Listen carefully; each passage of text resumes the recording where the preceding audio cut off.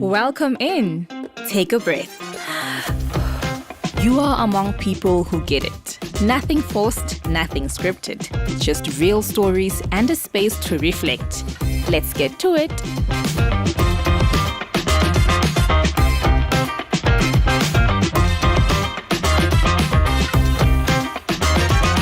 Woman, mufumakazi, Wansadi, Musadi, umfazi, vrouw, mulher. That is who we are. That is our strength. We are remarkable, brave, capable, unique. We are woman to woman. Good afternoon, South Africa. Good afternoon, Africa. Yes, we are remarkable because we are created by God. And today, we bring to you something different. We have explored throughout the years friendship. And many times, it always turns to the toxic side of it. But let us talk about all friendships are really toxic. So why we have that drive in our nature to look for friends? Today, we are going to explore the beautiful side of it so that you can make up your mind. Mohadi, joining us today, welcome to Woman, talking about friendship. Yes, good afternoon, everyone. It's good to be here. And it's also available to have godly friendships. So today we're going to tackle the pros and cons of friendships. And of course, this is why we're calling it more than just friends. But before we engage with our guests of today, Carmen Bali, we are going to hear some confessions. Of course, we are going to just listen to that because we don't want to expose people.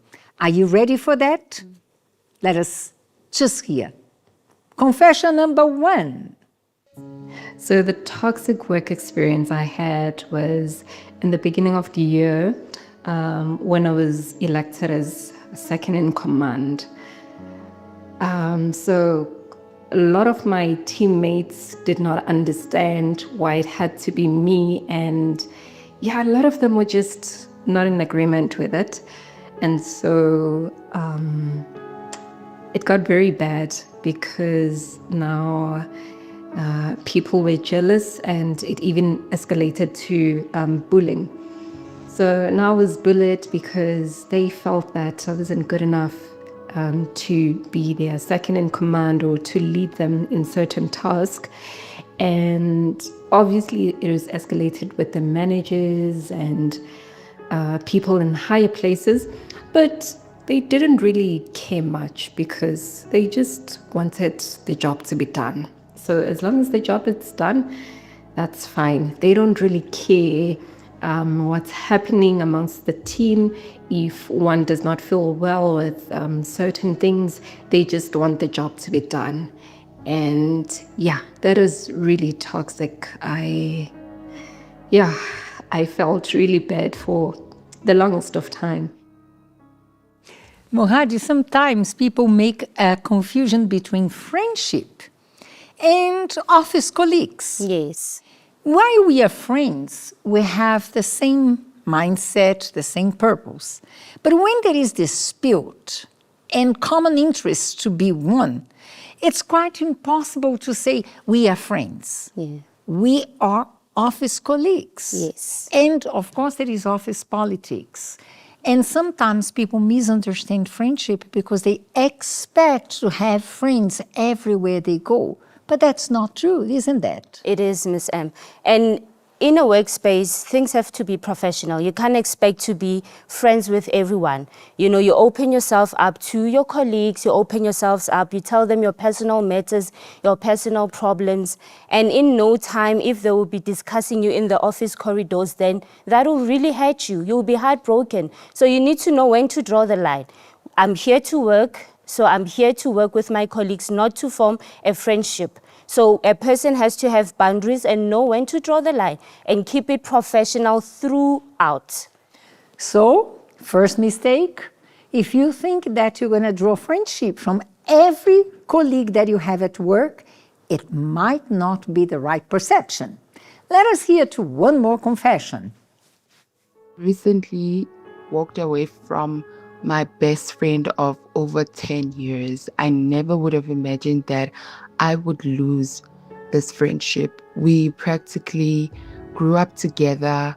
We shared the same birth month, but it was time for me to let go of the friendship because it was too controlling, lack of accountability. She never was wrong in anyone's eyes. And that was something I literally had to walk away from because I was tired of being used, more especially when she would get into arguments and I have to defend her. Little did I know that she would do that to me. So I just had to silently walk away and never look back. Sad to hear about that, indeed, Yes, isn't it? because if it doesn't serve you right, the friendship, you are in a friendship, but you lose yourself, you cater for the other person, but you also not being catered for. So you need to know when to walk away. 10 years of friendship, it was good, but if it ends up not being good for you, so don't be afraid of walking away because you can't lose yourself for the sake of a friend. I think, Mohadi, in every relationship that we have, especially friendship, family, it comes from the point that we need to be ready to give, but also to receive. That's true. If there is one element of selfishness, it will not synchronize in the perfect way that we hope so. And there are people who insist in keep friendship even if they are hurt, if they're taking advantage of, if they are controlling, because they have that notion. It's better to have her as a friend rather than being alone. And I question if that is true indeed. And it's draining because you've been that friendship to please the other person, but you understand your needs are not met. When you want assistance, the person, they shut their doors on your face. So it's not worth it to keep it because a friend, you need to add value onto her and she also needs to add value onto you. But if it's one-sided, then it won't work out. And now we go for our last confession of this afternoon because we really want to explore the beautiful side of it. I stayed in a friendship that was slowly breaking me because I was scared of starting over and having nobody. I kept excusing the hurt because I loved the memories that we had. Eventually, I realized that losing myself was far more painful than losing a friend. Sometimes the hardest thing to accept is that not everyone is meant to stay forever. We change from time to time. We grow up, we have new experiences. And it's so unfair to expect that we are going to live as friends and understand for all the years of our lives without having setbacks, without facing adjustments and change. Because honestly, if I look at myself 10 years ago, I have grown. Things that were very important for me, today they don't seem to be important. And things that I had despised before, they make total sense for me. So if you are my friend and you are exactly living the same moment, we are together in this. Yes. But maybe your moment is different and we are not going to align. So it's a wrong perception to think that we can keep friendship forever. We can, but we will change. We drift apart. And when the drifting comes, you just have to accept it and walk away. Don't force yourself into someone else's life. You know when it's time to call it quits. You know, you just value and treasure the moments, the memories you created with the person, and you just move right along. Yeah. It doesn't harm. And now, I want you to think about this question. So why am I going to be friends with if at the end of the day I know we are going to drift away, we are going to have different opinions? Is it possible to cultivate friendship? More than that, is it worth it to cultivate friendship?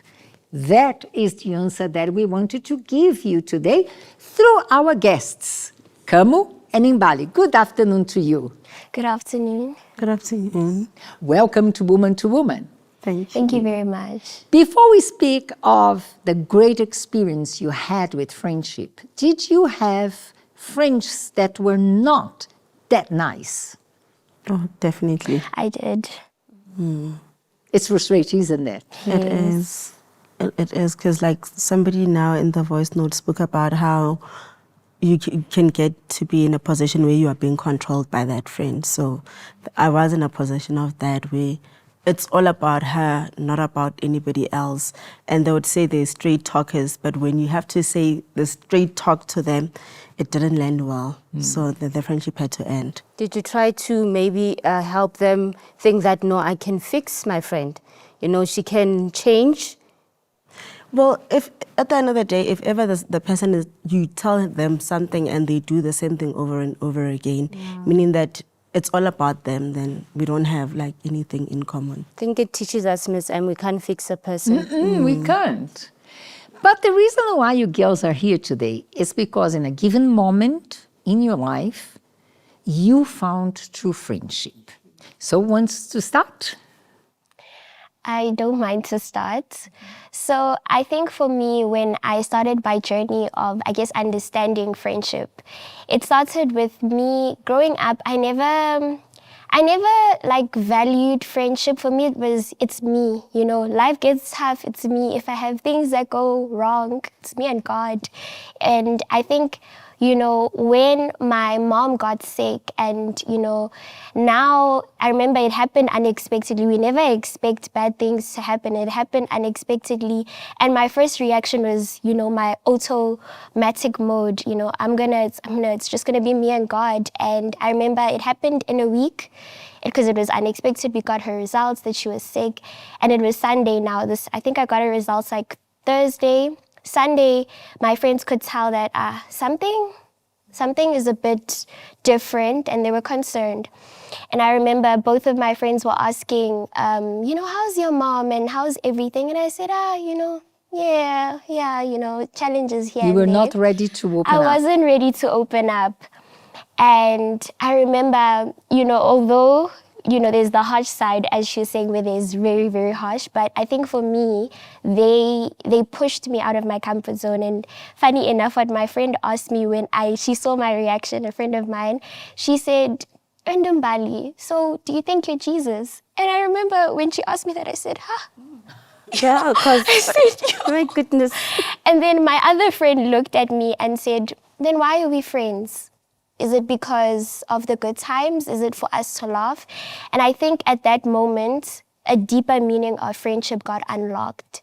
And I realized that, you know, it's not about, this is what true friendship is about. Normally we think, you know, it's about going out, it's about laughing, having fun, speaking about experiences, sometimes sharing because we serve together, but also in the tough moments. And I think that's what, for me at that moment, showed me in those tough moments, it's good to have friends. And they came in, and it happened so much so that, because at that point I had experienced so much, because with her being sick, it affected her business and it affected so many aspects of it. And me being the only person in my family that's Christian, I needed that support system. At the time, I didn't think I needed it, but God showed me at that particular moment that it's more than what He gave me what I needed at that moment. And that's when I unlocked that, I guess, depth in understanding of friendship.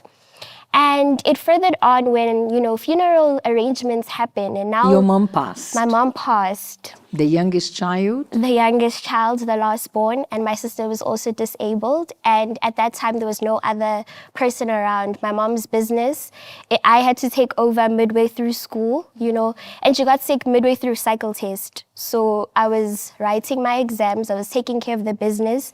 And, you know, every business has contracts and there are technicalities. And I remember at that moment, things felt heavy. And friendship at that time, and thank God, God was centered in that friendship. For me, they became the spiritual support system as well. Because after they asked me, you know, those questions, the question that followed wasn't just criticism, you know, but it was them saying, okay, you know, Mbali, tell us, how can we pray with you? Give us a day, give us time, and let's pray. We're going to carry you through their prayers. Even my friends' families got involved where I didn't have to push them to say, please pray for me. They offered that helping hand because they knew that I'm somebody who's a bit closed up, and I'm not somebody who's necessarily always vocal. So that's when that support system helped, especially now because I'm different beliefs, you know, with family. And they pushed me aside and they said, we're not going to take care of you. We're not going to care for you when you're going to see yourself. And for me, having a support system that I knew was praying for me, and I knew that they were there for me, even at a point where they said to test it out. They even said, I remember a family member of mine said, yeah, let's see if they can even, if you're a church and your friends will even come. And I remember my mom passed on Friday, and then Saturday, 7 o'clock, both of my friends were outside. I didn't ask them, so when I saw them, I was like, what's going on? But I was surprised, and they came. They didn't ask for anything, they didn't push me, but they came and they came. You know, normally people say, I'll pray for you, but they didn't just say, I'll pray for you and then see you, but they came, they showed up. And I think for me, that was immense. And it wasn't just that day. They showed up every day. Some came to cook. Some came to cook, and I know some of my friends don't like, you know, to cook, but they came and they cooked. And I remember they cooked so well one of the days that my family, my aunts, they were like, oh, come back, keep coming back. And that for me meant a lot. So even on the day, you know, now the day came and we had to bury my mom, my friends were supposed to go with somebody else, you know, to the church. And my family was like, come to the family car, because normally there's a family car that goes at the back of the casket. And they said, no, your friends are now part of our family. So they both brought them in to sit down, because my family had seen also now the impact of the friendship. It wasn't just me alone, but even the friendship impacted those around me. So they turned into family, your friends. They turned into family. But the most interesting part, Miss M, is because she opened herself up for the friends to really come through for you. Because if you just closed yourself up in your pain, in tears, then you're not going to get the support that you got. So opening yourself up and allowing them to show up for you, it really was encouraging. No? Yeah, and I also think there's two responses, you know, that could have happened if I had other friends. I thought at that moment when I was going through things, they could have been the friends that go, you know, something's wrong, but I'm not going to speak. Let's not get involved. Let's let her be. So it could have been that. Or sometimes it's people who sit and they'll just cry with you the whole time, and they sit with that emotion. But having people who'll say, even now when I was wrong, because I was carrying everything on my own, and them, you know, giving me that space and telling me when I'm wrong, but also encouraging me to say, okay, yes, Mbali. In that moment of weakness for me, that was my fire. And they were there to say, no, we're going to pray for you. We're going to, let's do it. Not just, you know, it's okay, everything's going to be fine, but also, you know, the spiritual support. So having Jesus centered in our relationship also helped. You saw more than just words. You saw commitment. Yes. Are you still friends today? We are still friends today. Inseparable. Inseparable. I guess. Because hardships brought them together. And the respect and love of the friends to the moment that she was going through, and not expecting anything back, but being just there made all the difference.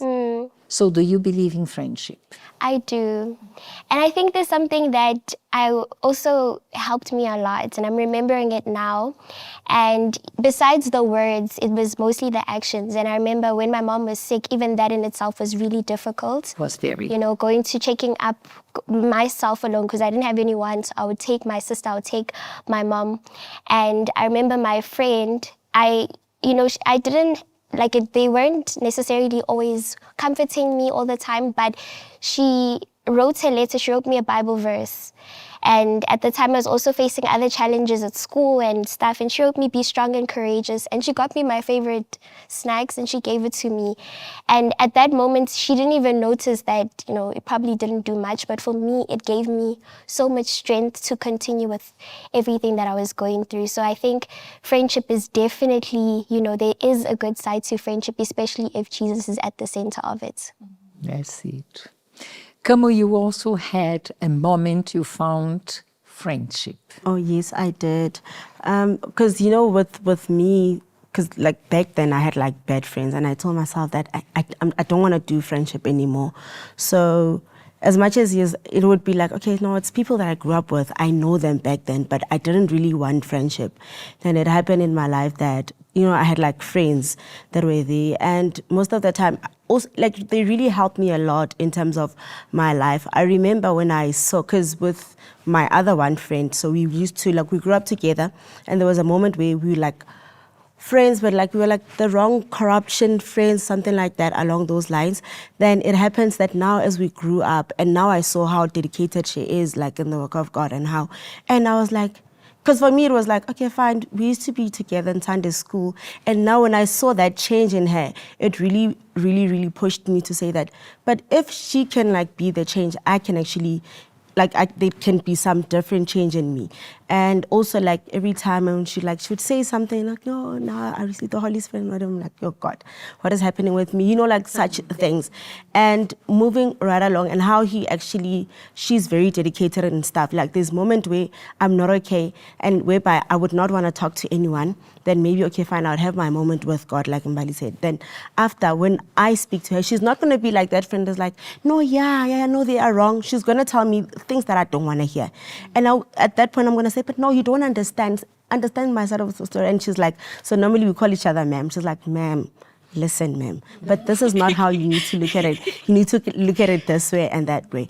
But deep down, after that, when I'm just sitting down and realizing, but she's actually correct. And most of the time, if ever I need to hear something that is actually very valid, I don't want somebody to console me in terms of whatever. I know that I will call her, because I know that she's not going to be that one which will filter or maybe would nurture my emotions and stuff like that. She'll be that friend that will be like straightforward. No, ma'am, that is not. No, but you can't do that as a child of God. You are very wrong. Yes, God had to rebuke you. Yes, you're like, and I'm like, no, ma'am, but I wanted you to view it the way I want you to view it. So she's that person. And I remember also, so with me also, my mom passed away, and it happened last year on the 25th of April. So it was like Career Expo. So when she was sick, it was on the 1st of, so it happened, okay, the Career Expo was on the 25th.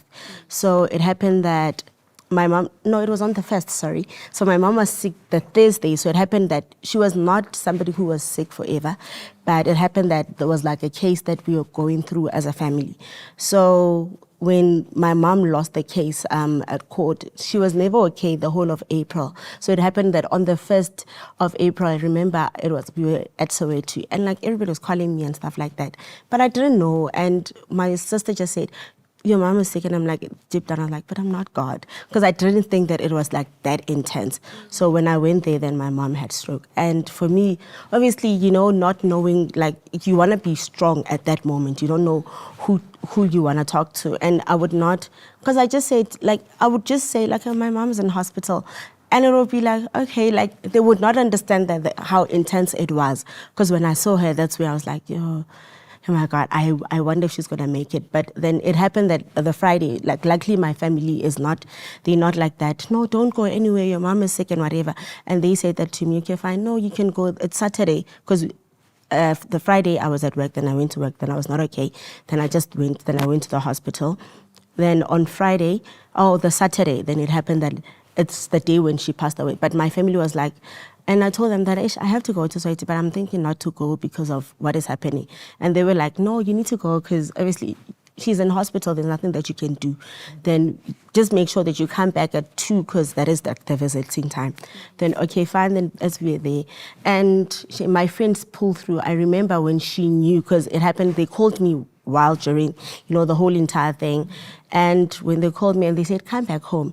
Then, okay, and I had other people, which is my friends, and they drove me to the hospital. That's where we found out that my mom was no more and stuff like that. Then it happened. And the first thing, when she knew, one of my friends, when she knew, she came to my house like that day, and she was there, and like she sat down and whatever. And I remember, like, I was sharing about, I was telling her about my other friends that they don't have parents. And she's like, ma'am, and she just made a joke about it. She's like, oh, at least now you are part of the squad. Then we just laughed about it. And to me, it was, for somebody, it would be like, oh, why would you say that? It's hectic. You can't say that. But for me, I even laughed about it. I'm like, oh, yes. Like, I'm like my friends right now. At least they know how to console me and stuff like that. And she was there. Like, I remember, like, she would come every day to our house, because we had a lot of family that was coming. This moment where more other families, they slept at her house. So she was there. And I remember a lot of people, they didn't even know that she was actually a friend. They thought she was part of the family. And they would ask a lot of stuff. Okay, where's that and that and that? And you know, the funny part is that the other people were family and they thought that she was family. And there was a moment when they said, you guys look, you look alike. Who's your mom again? And like they were asking her that. And the same names as well. And yes, and we've got the same names as well. And it's not a very common name. Yes. Well, it is kind of common, but not really. But yeah. But, we've got the same names. And it was like, no, you guys look alike. And now even my family members are like, you guys have the same name. You guys are friends. Why are you guys friends? And I'm like, we don't know, but we're just friends. And, like she was there from day one. I remember there was like moment, especially during my grief time, because, I would be in that moment, I was like, I don't know. Because there would be a moment, I remember my younger sister, she sent me a message and she was like, yeah, you're choosing your God over your mom. And for me, it was, that time, somewhere, somehow, like the doubt in it, and he's like, the negativity. Yes, like I remember I had to I reminisced on that for just a little bit of time. And I remember when I was telling her, and she said to me that, no, don't allow that. It's just the voice of the devil. Obviously, he's not going to come straight, especially because at that point in time in my life, I was not okay. I just lost my mom and stuff like that. And, I remember, she was just there and, she would check on me. They would check on me. And it was not just only her alone. And that's why I actually realized something that, I've got, a big family. I remember also even the day of my mom's funeral when they were there. And the minute when I just saw, a whole lot of, of them there. And I was just like, where you are not sad, but you're just happy right now. And you're just forgetting that, okay, fine, and this is the funeral and stuff like that.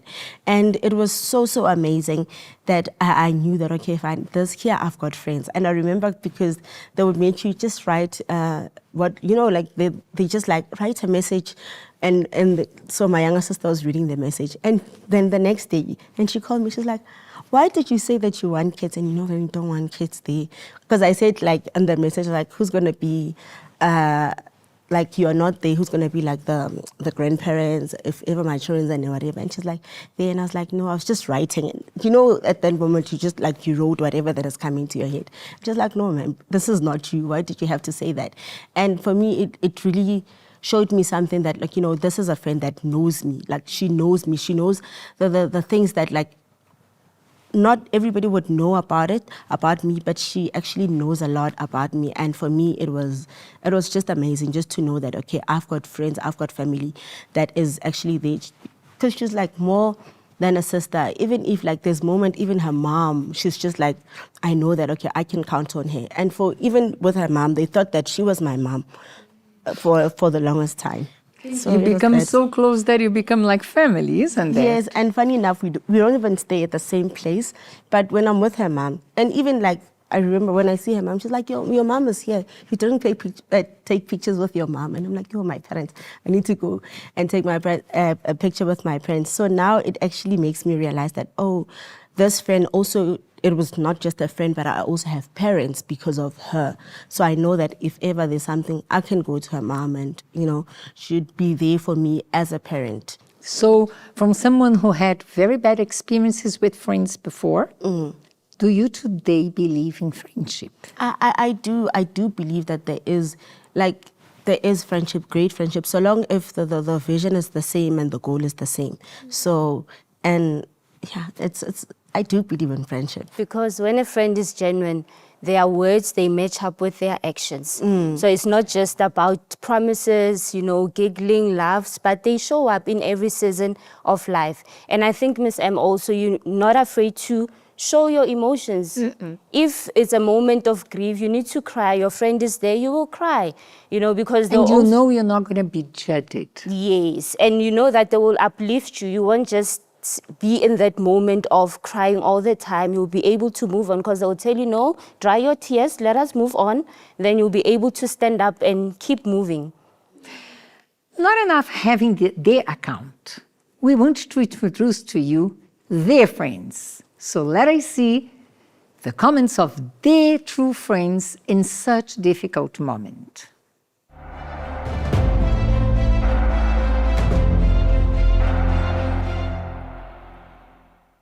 Friendship is so important that, man, if I fall down, sometimes I can't even pick myself up. So I need a friend to pick me up. Blood is thicker than water. And I guess with her and I, it can be quite the opposite. We're not blood, but I say you'd think we are blood. Yeah. Hi, I'm Nomtana Zonkosi. Hi, I'm Kamo Rapadu. And we are the friends that became like family. I met Kamo in the Sunday school. We were both in the Sunday school. And from there, as young kids, I think 5, 6, then from there we just grew up together. I met Simbali as well in the church. I knew her as I think I was in TFTs and she was in CBC when it was then. So we became friends because of that whole interaction of going to Sunday school every single Sunday, see each other, and would even attend during the week. So that having to see her every single day, we created a bond, and that bond became something that we also didn't even expect. At first, I was her mentor, right? And then that's how I saw her. You know, that's the relationship dynamic we had. And then eventually, another friend of ours merged us together. And then that's when I got to know Mbali. So that's when the friendship occurred. So when Gamo's mom passed away, it was a complete shock because she was in the hospital and we all had faith that she would, she'd make it through. So it wasn't something that we were expecting to happen. And we were right in the middle of the Career Expo, literally on the day of the Career Expo. So things are happening, we're there, we're doing this, we're doing that. And to hear her receive a call and then she has to leave. It was, okay, I hope it's not that. Do you get me? And then to hear now that it is that, my immediate reaction was, now things have changed. We are no longer in the middle of a Career Expo. I need to be supportive and support my friend. So I tried to reach out. At the moment, they were still at the hospital, but immediately afterwards, went to her house to check on her and to see that, to see how she is. So then from going to her house after the Career Expo, now reality kicks in. It's the funeral preparations, everything that needs to happen. So it was a matter of me making sure that I'm there for her, whatever she needs, anything that may arise, that wasn't planned for or that she hadn't thought about, or maybe somebody that might come and hurt her feelings, maybe say something that I needed to make sure that I can be there to counter it in whatever way possible, right? By making sure that she still gets to see how much God loved her, to ensure that, but when her mom passed away, her relationship with her mom was stronger than it has ever been, and to ensure, my job was to ensure that she can look at what God had allowed to happen just before her mom passed away. Do you get me? So it was very important to help her focus on the good and not focus on, because with funeral arrangements, there's a lot of things that happened. There's a need for that, there's a need for that thing that comes up that you hadn't really, planned for. And yeah, so my job there was to ensure that she can still look at the good things that God still did do in the midst of the chaos of having to plan for a funeral. So what had happened when Mbali's mom passed away, I immediately said after church, I'm going to go and call Mbali. And I called her. I asked her how everything was. And of course, she explained that, in as much as the mother passed away, she knew beforehand that it was going to get to that point. And she had told me that, Nomti, yes, it occurred, but I'm grateful because now I know she's not going to be in the pain she was in while she was in hospital, because it was really a challenging experience. And the very next day, I went to her house. I visited her with one of our friends as well. So there was this particular moment that happened. We were in church, and because she she kept everything to herself. When we saw her, she looked at peace, you know, she looked okay. And that period of time, her mom was not okay. And, you know, she was happy throughout the whole day, you know. We eventually found out that her mom was not okay and she was in a situation where people had to assist. And I looked at her in Bali and I said, do you thank you, Jesus? What, like, at that point, I wasn't trying to, you know, judge her, you know, criticize her, but I was trying to say, you're not perfect, by the way. You can be human. And right now, we are here. And another friend said, I mean, then why are we here? We're here to assist you. I believe that God brought us to your life and vice versa. So what's the point if we're just going to be here all fun and games, but when it comes to the serious matters, you don't include us, you know? And that's when she broke down and she spoke that, okay, this is what's going on. And then that's when we eventually assisted in the matter that was happening. And then from then she started opening up more. We started having calls, long calls, very long calls, and that's how we bonded even more. We became like sisters. My mom became her mother, basically, and whatever she needed from my mom would naturally do it, because even my mom was like, she's my daughter. Whatever she needs, I'm there for her, not just because she's your friend, but because I see her as well as a daughter. Speaking of which, I think she has more pictures with my parents than I do. They even match. I don't know where they get the time to discuss, we're going to wear this, literally with both my parents. So when you speak about how I kid you not, you'll see the pictures. She literally looks like, you know, she's the daughter, which she is. And with even what happened, she literally is a part of the family. Like she said, our family is literally just mistaken as for the other, because it's a funeral and there are other people there and our names, and other people say we look alike. I don't know about that, but but we are literally, our families and our friendship dynamic is so intertwined, even with our families. Everyone knows Gamo in my family, everyone knows me in her family, you know, and even with the funeral arrangements, being there the night before, having to stay till late, having to go with her family to my house so that they can be able to sleep there, and then in the morning, in the AMs, we go back. So all of those dynamics were just testament of how really we are no longer just friends, but we are really, really family. How Mbali had contributed to my life was that, you know, though, as I mentioned previously, the age gap, right? I think she's my youngest friend ever. So because, man, she carries this faith. She just has that, you know, when she went through that storm, she still smiled. She was still calm.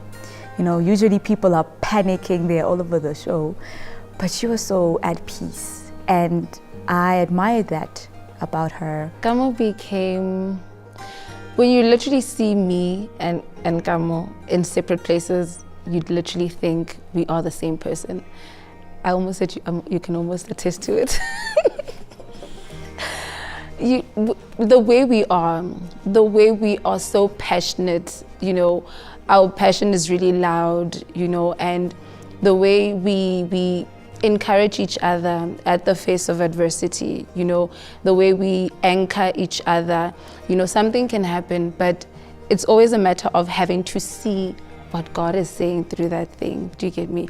What is, for example, you can receive a no, but God allowed that no for a reason. And finding out about that no is something so exciting. And with Gamo, it's always an adventure. You know, we always want to find out, okay, God, so when you say this, and then when somebody finds out, and then, Kelly, this happened, you know, and she's sending, I remember just recently, she sent me a voice note at 2 a.m. in the morning saying, I read this verse, and it was like this, you know, and so I love that about our friendship. I found somebody who shares the same vision. So what word would Gamo describe our friendship?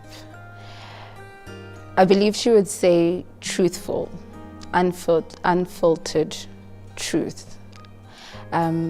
because I remember she wrote something on those flower cards, right?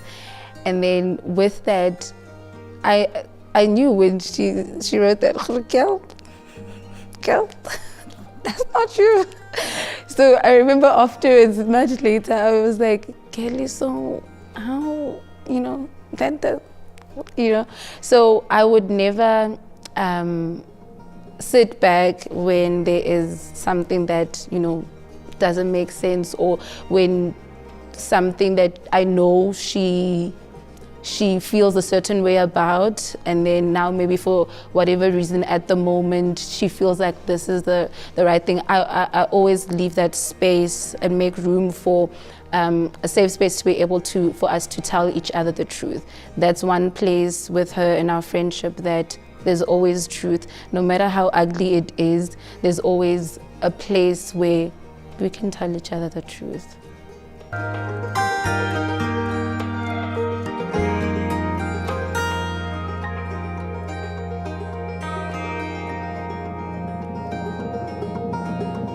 We spend our entire life searching for one thing: to belong.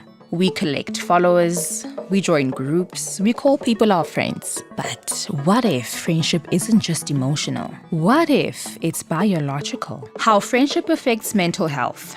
A friendship where you have a sense of belonging, where your victories are celebrated, your challenges are supported, that can significantly improve your mood, your view of life. There's just a sense of security and safety.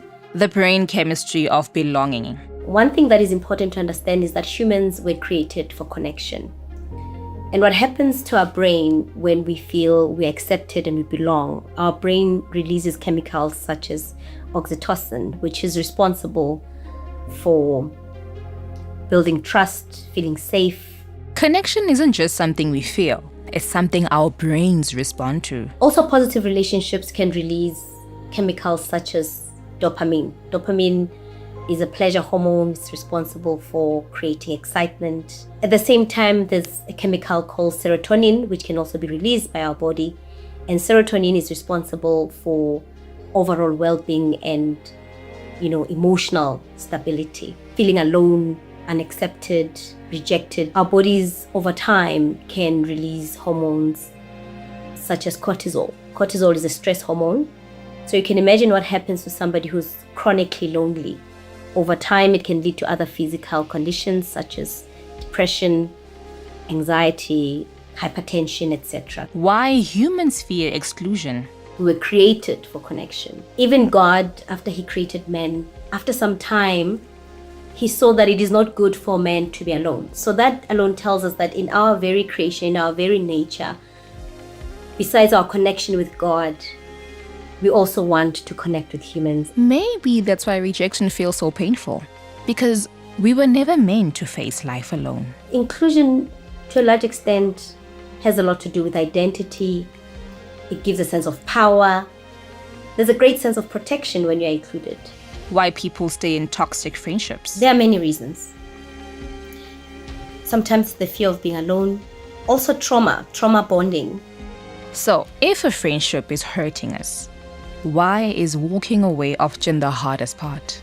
Sometimes toxic relationships feel safer for some people. Validation, for example, it's toxic, but it validates.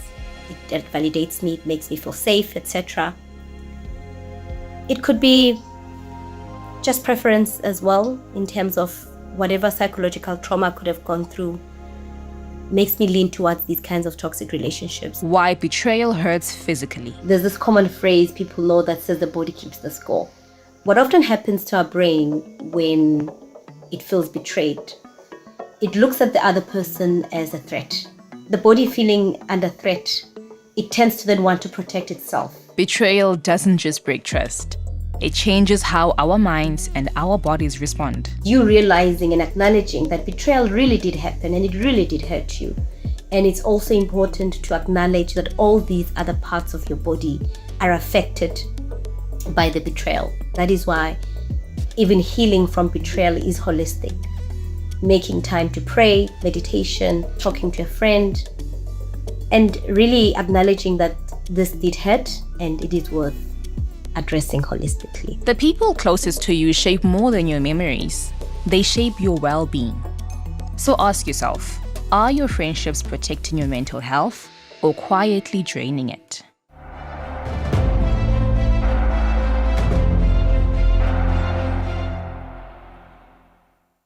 I do hope you have enjoyed meeting their friends. And of course, hoping that soon, very soon, you may find friends like they have. And I hope also you have enjoyed the scientific aspect of friendship. Now we have an icebreaker, because what is the purpose of having friends and not having fun? Yes. I just don't know if our guests will have fun. But we have here some games for them. It's all about fun, okay? But you need to be sincere. So the first round, it is, you have to answer real friend, fake friend. So pay attention to my statement. Are you ready? Ready to have fun? Yes. Good. I don't know how much, but let us find out. A friend who disappears while dating, real or fake? Okay. Fake.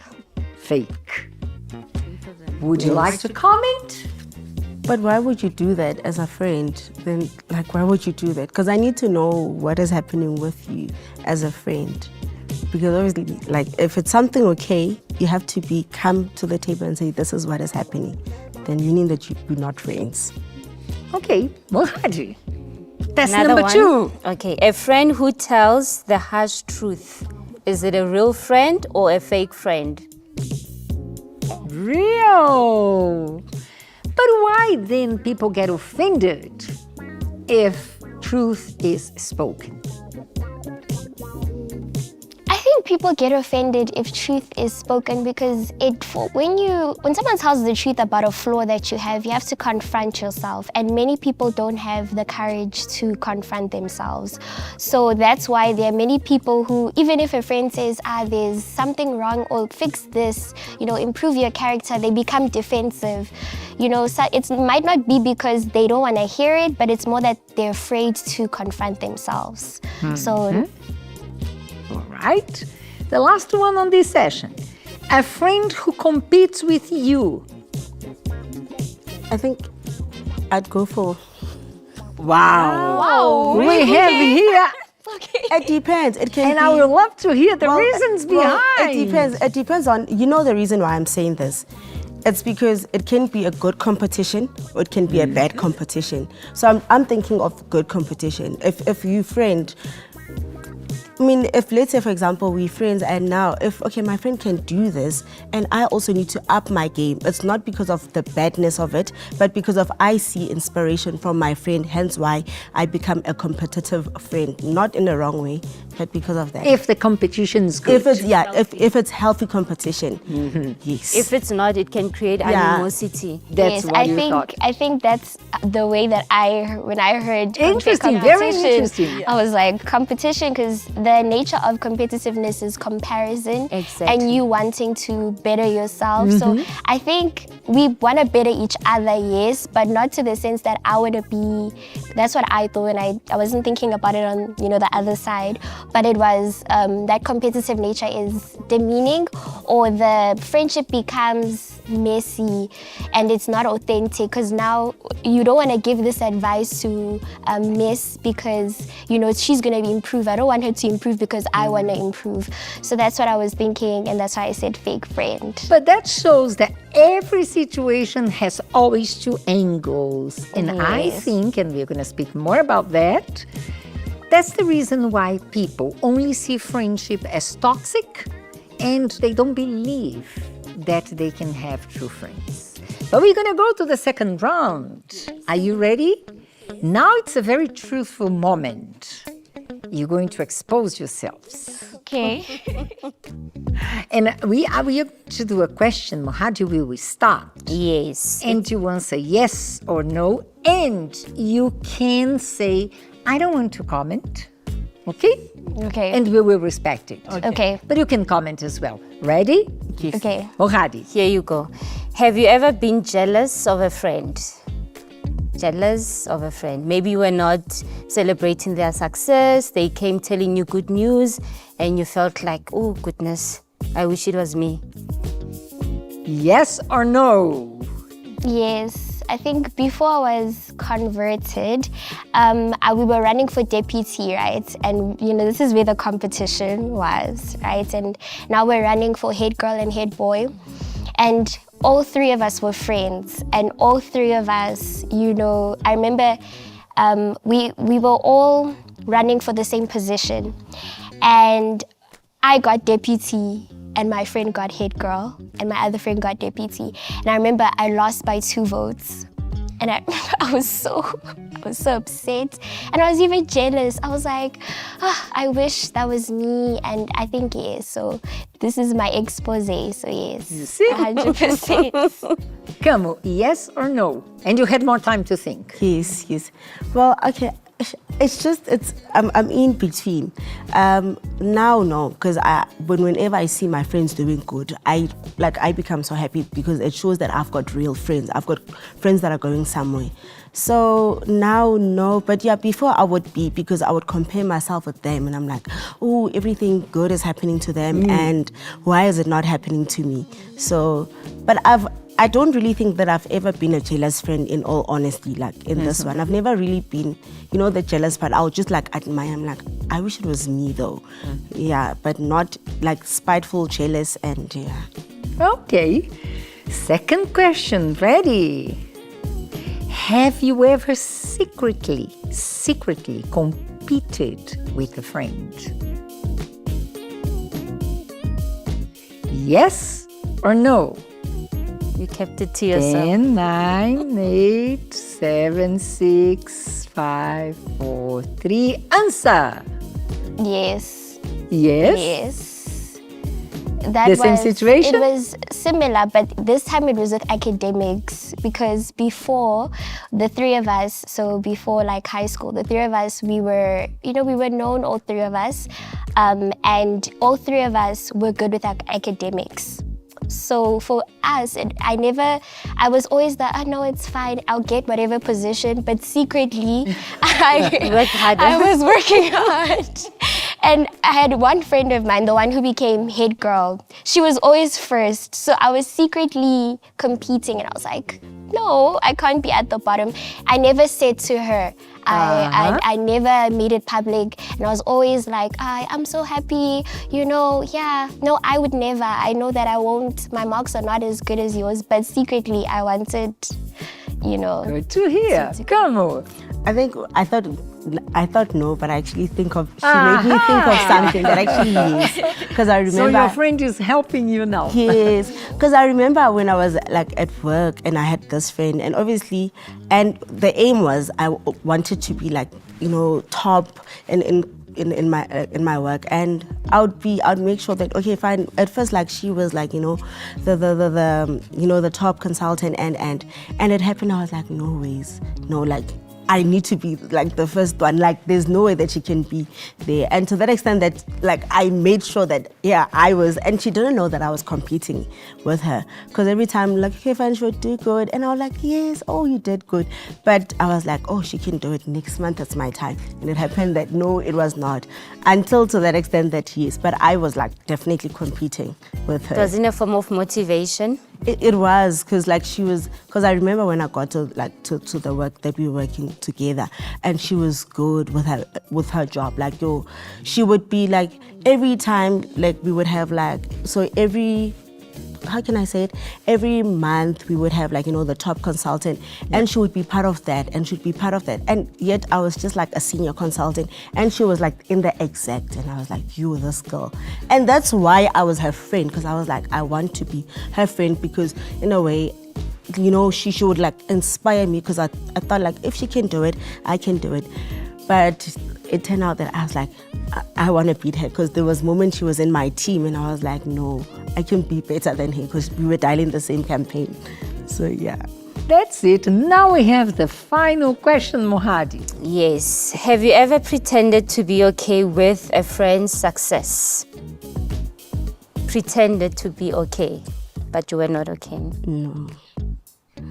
No. No, both of you know. No, not now, but then with, of Yeah, course, with that with that situation. But no, never pretended to be okay. To be not okay. And you never. No, never. So if a friend is successful, you are truly happy for that friend. Yes. So thank you for your honesty and exposing yourselves. I want to draw a conclusion from this. Yes. We always expect the best from our friends, right? But I wanted to throw a question. So that I can have the best from my friend, should I not also be the best friend to that person? And what I sense in general, people are always expecting to receive. So I feel like I can say what I believe it will help you, but I'm not prepared to hear your opinion. In that way, it will never become a friendship that completes and builds each other, because we come from different intentions, different grounds. And that is the reason, maybe, people struggle to have true friends. Mohadi, Yes. tell us how to get a good friendship. What is the secret? Yes. You need to be aligned, and also you have to have the same principles, because if a friendship is not mutual, you're going to crush, you're going to clash, and you won't be able to gel, like understand one another. So you have to have the same principle, the same goals, and the foundation of it all is God. God has to be involved, because I can't befriend someone whom she's not in the same faith as I am. Because what makes her happy doesn't make me happy. I get revolted over. So it has to be aligned, the same principles and goals, and also God has to be first in the line. That's it. And I would like to add something. Yes, ma'am. Respect. Yes. I want to be respected, but maybe I don't want to give the same portion of respect to my friend. I want my friend to come with me in places and do things together and understand my mindset, but I don't always do the same towards my friend. So there will never be true friendship according to the guidance of God. Would you believe that God teaches us the secret that Mohadi was talking about in His Word? So let us see God's point in this. And believe me, the Word of God is very clear about this topic. Our reflection is in the book of Proverbs, chapter 18. And it starts like this, verse 24. A man who has friends must himself be friendly. And we spoke about that. I can not only expect to receive, I need to be able and ready to give respect, to give of my commitment, to help, sometimes to say what is truth. And it may hurt, but I do it from the point of view that I'm helping, not to take advantage, not to put my friend down. And then the most beautiful part of it, but there is a friend who sticks closer than a brother. So whenever the friendship comes from the family of God, and I don't want you to misunderstand me, it's not because one says, I'm a Christian, or I am from the same church, we are from the same group, that automatically it qualifies to be a true friend. We need to see God in that person, in her mindset, in her actions, in her words, in her decisions. So when you find someone who has the same love for God that you have, the same principles of honesty, the same goals of serving each other, then you find a friend that is more than a friend. It becomes your family. That is the purpose of God, to have children of His own, and all of the children not battling one another, not competing, not being jealous, not wishing the worst. So friends closer than family, it is what you have. I have mine Mohadi has hers. Yes. Because God is giving us that, right? Yes. Today, I'm going to break the rule. Instead of Mohadi or myself praying for you, I'm going to invite them. You have experienced toxic friendships. There are many out there who are broken because of those toxic friendships. But maybe they did not look for the characteristics that are necessary. And you are going to pray for those who really need to find true friends, for them to become friends as well, for them to do their part. Shall we pray? Heavenly Father, as we are here, my Lord, I pray for those who are hurt because of friends, my Lord, who don't want anything to do with friends. Father, I give them into your holy hands, and I pray that may you be the one guiding them, showing them the way, showing them what is friendship. Most importantly, that you are the center of that friendship, that you are the one who's in control of every thought, my Lord, of every conversation that is happening in that friendship. I give them all into your holy and your mighty hands, Lord. Father, I also pray that you may assist the one that is sitting there who thinks that, she doesn't deserve good friends, or who thinks she can carry everything on her own. My God, I pray for the person that is there, that you may give them strength and send the right people, show them that true friendship exists, my God.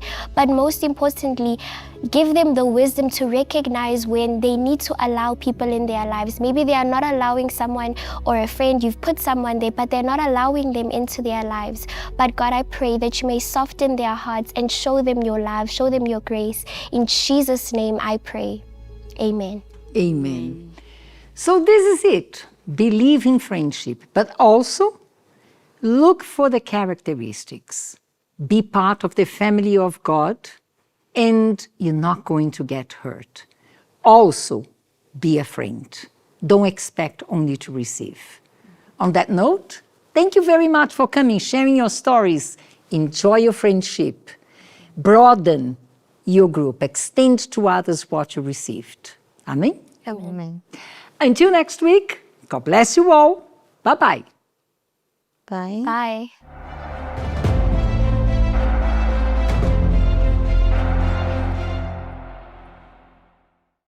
The first step to healing is simply reaching out. If you or someone you know needs support, email woman-to-woman@uckg.org.za or call 0800 330 320. Our toll-free helpline offers confidential, non-judgmental support.